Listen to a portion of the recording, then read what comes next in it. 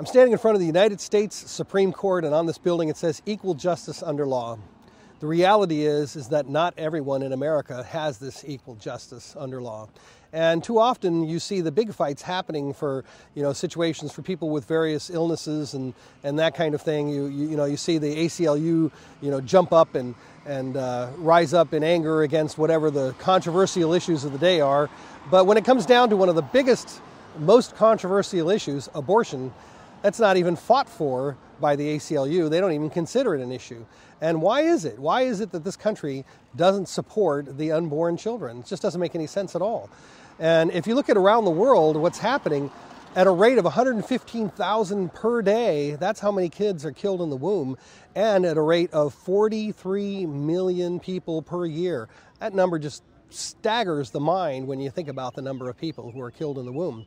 So here we are in the United States of America. We would think that would be the most moral and just, where we would stand up for everyone. And here we are, cloning is legal. It's federally funded. It's state funded. Embryonic stem cell research is legal. It's federally funded. It's state funded. How can that be? How can these uncounted, untold numbers of people be killed like this, and yet there's no rioting in the streets, there's nothing major happening? It's just another day in America. It's unconscionable. So how can it be that we in the United States of America have these things going on, like embryonic stem cell research and cloning, and we're not even dealing with this the way we should? And primarily, often, what you'll hear from me is I'll often talk about why isn't the church rising up to this issue? And not just the pastors. We can't just lay this all on the pastors like it's all their fault. I mean, because we as Christian Americans, we should certainly be responsible for what's going on and rise up against this moral evil that's happening in this world. So equal justice under law, what does that mean? It has its meanings for those who interpret it for what it means to them. The unborn don't have that ability. They don't have anybody to speak for them except for us. And we need to do that on a regular basis. We have to rise up.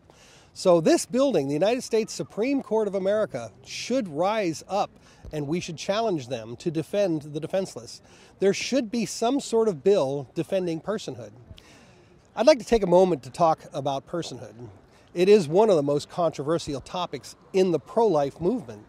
You would think I were talking about the abortion crowd, or the difference between the abortion crowd and the pro-life movement, but I'm not. I'm talking about in the pro-life movement, personhood is one of the most controversial topics.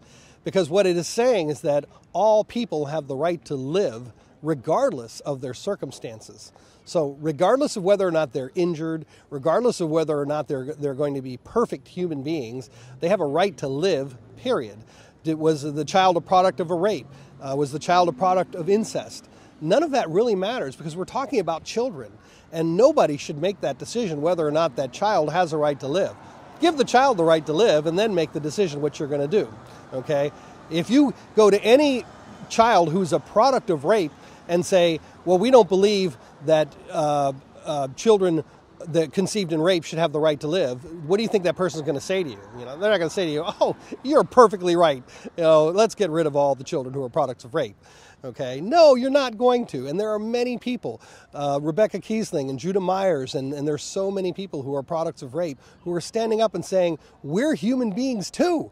Give us a right to live. Don't make your laws and then decide whether or not those laws should allow for the killing of people who are the product of rape and incest.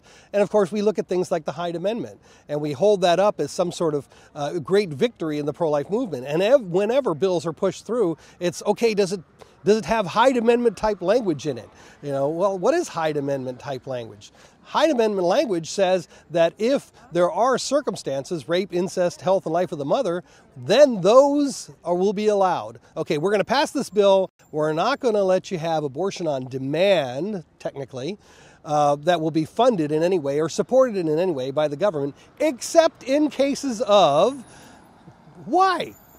Why are these exceptions in there? And who is the United States government to make that decision that certain people will be allowed to live and others won't be allowed to live? This is just crazy that in our country that we've accepted that kind of language. And, someone once came to me and they said, how would you feel if your wife or your daughter was raped? And as a matter of fact, they threw in, what if your wife or daughter was raped by a black man. Ooh, by a black man. Okay, well, I looked at him and I was like, well, what's the difference between a black man and a white man? I mean, are you racist?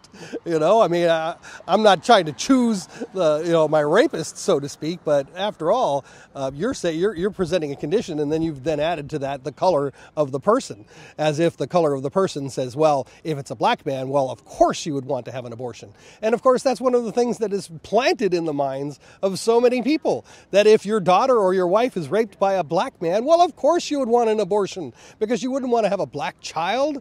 Well, this is just insanity.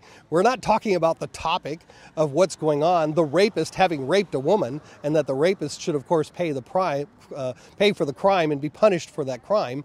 The woman is going to suffer if she has a child. She has the child. She's pregnant. She was raped and she's killed her child. The first one she had nothing to do with. Now she's killed her child. She's committed her own act of aggression at her own child.